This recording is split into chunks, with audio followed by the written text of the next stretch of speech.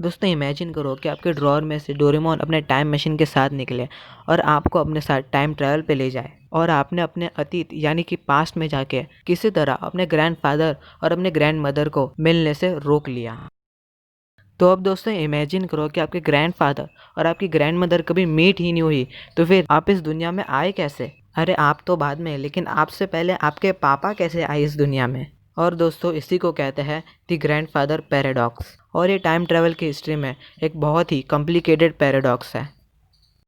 और अगर आप साइंस या फिर मिस्ट्री लवर्स हो तो फिर आपने इस पैराडॉक्स के बारे में और भी कई वीडियोस में देखा या फिर सुना होगा। लेकिन इस पैराडॉक्स को एक थियरी के हेल्प से अवॉइड भी किया जा सकता है, और उस थियरी का नाम है मैनी वर्ल्ड्स थियरी।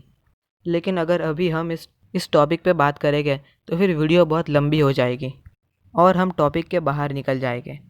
अगर आपको इस थियरी के बारे में जानना है तो कमेंट सेक्शन में लिखना, मैं इसके ऊपर एक डिटेल सेपरेट वीडियो बनाऊंगा। और इसी का ऑपोजिट है टाइम डायलेशन। अब आप इमेजिन करो कि आप एक रॉकेट या फिर एक प्लेन में बैठे हो और उसने पूरे अर्थ के 2 चक्कर लगाए, तो फिर अब आप जब वापस से अर्थ पे लैंड करोगे तो फिर आप टाइम में कुछ नैनो सेकेंड्स या फिर कुछ मिली सेकेंड्स आगे निकल चुके होंगे। और दोस्तों इसी को कहते हैं टाइम डायलेशन। सो अभी हम आते हैं आज की वीडियो की मेन टॉपिक पर, जो कि है टाइम ट्रैवल। साइंस में हर चीज़ 2 तरीके से प्रूव होती है, first theoretically proven and second practically proven. जो चीज़ मैथमेटिकल इक्वेशंस की हेल्प से सिर्फ कागज़ों पे प्रूव की जा सकती है उसे थेरियोटिकली प्रूवन कहते हैं। For example dark matter and negative energy. ये रियल लाइफ में एग्जिस्ट करते हैं या फिर नहीं ये हमें नहीं पता, ये सिर्फ इक्वेशंस के हेल्प से ही प्रूव किया जा सकता है। और कुछ इसी का ऑपोजिट है प्रैक्टिकली प्रूवन। जो रियल लाइफ में एग्जिस्ट करता है उसे प्रैक्टिकली प्रूवन कहते हैं। For example black hole and gravitational force.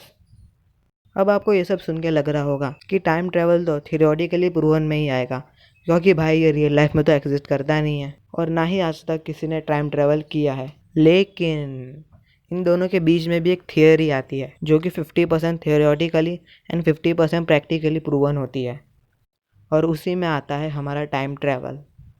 The great scientist and professor sir Albert Einstein की दी गई दी जनरल रिलेटिविटी थियोरी के अकॉर्डिंग और उसके हेल्प से हम टाइम में ट्रैवल कर सकते हैं। जनरल रिलेटिविटी थियोरी ये कहती है कि यूनिवर्स की हर जगह पे टाइम डिफरेंट होता है, और ये बात सही भी है। यहाँ तक कि हमारे एंशिएंट टेक्स्ट महाभारत में भी ये लिखा हुआ है। रेवती जो कि बलराम की पत्नी है, उनके पिता खुगुगमी मानते थे कि उनकी बेटी इस दुनिया की सबसे सुंदर बेटी है, और उनकी साथी किसके साथ कराई जाए ये उन्हें पता ही नहीं चल रहा था। और वो सजेशन लेने के लिए भगवान ब्रह्मा जी के पास चले गए, और उन्हें ब्रह्मा जी से मिलने के लिए वहाँ थोड़ा वेट करना पड़ा था। और जब ब्रह्मा जी उनसे मिलने के लिए आए तब उन्होंने भी यही कहा कि यूनिवर्स की हर जगह पे टाइम डिफरेंटली पास होता है। उन्होंने कहा कि जितना समय तुमने यहाँ पे मेरा इंतज़ार करने में बिता दिया, उतने समय में धरती पे करीब 108 युग बीत चुके होंगे। और जब रेवती और उनके पिता कुगुगमी धरती पर पहुँचे तब सही में धरती पर 108 युग बीत चुके थे। और ये सिर्फ हमारे एंशिएंट टेक्स्ट में नहीं, ये आपको लगभग हर धर्म में मिल जाएगा। अब ये तो बात हो गई हमारी एंशिएंट टेक्स्ट की, और अब आज की बात करते हैं। जैसे कि मैंने आपको शुरुआत में ही बताया था कि टाइम ट्रैवल सिर्फ थ्योरेटिकली ही नहीं प्रैक्टिकली भी प्रूवन है। अब बात कर लेते हैं कैसे। अक्टूबर 1971 में एस्ट्रोनॉट रिचर्ड कीटिंग ने एक एक्सपेरिमेंट किया था जिसका नाम था हैफेल कीटिंग एक्सपेरिमेंट। इस एक्सपेरिमेंट के दौरान उन्होंने 4 एटॉमिक ब्लॉक्स लिए थे और एक रॉकेट जो कि 900 किलोमीटर प्रति घंटे की स्पीड से चल रहा था उसकी हेल्प से पूरे धरती के 2 चक्कर लगाए थे। और फिर जब उन्होंने यूनाइटेड स्टेट्स के नेवलोगस लेबोरेटरी में वापस से लैंड किया तब उन्होंने नोटिस किया कि लेबोरेटरी की घड़ी कुछ नैनो सेकेंड्स आगे थी। अब यार आप सोचोगे कि भाई कुछ नैनो सेकेंड्स या फिर कुछ मिली सेकेंड से क्या होगा, या फिर ऐसा भी तो हो सकता है कि वो घड़ी ख़राब पड़ गई हो। तो फिर मैं आपको बता दूं कि उन्होंने एक्सपेरिमेंट में जिस घड़ी का इस्तेमाल किया था ये कोई ऐसी वैसी नॉर्मल घड़ी नहीं थी जो कि हम हाथ में पहनते हैं या फिर जो हमारे मोबाइल में होती है। ये एक स्पेशल एटॉमिक क्लॉक थी, और इस क्लॉक से करेक्ट टाइम पूरी दुनिया में कोई नहीं बता सकता। ये हर एक मिनट के हर एक नैनो सेकंड को कवर करती है। तो अब इससे प्रूव क्या होता है? तो इससे साइंटिफिकली ये तो प्रूव हो जाता है कि time travel into future possible तो है, लेकिन हम कुछ मिली सेकेंड या फिर नैनो सेकेंड जाके क्या करेंगे? तो अब मान लेते हैं कि हमें टाइम में ज़्यादा नहीं तो भी कितना 2 साल आगे जाना है। तो इसके लिए हमें लाइट की 50% ऑफ द स्पीड को टच करना पड़ेगा। और जैसे कि आपको पता है, हम लाइट की 50% या 10% की स्पीड के आसपास भी नहीं पहुंच पाए। अरे 10 तो बाद में 5% भी नहीं पहुंच पाए हैं, तो 50% तो बहुत दूर है।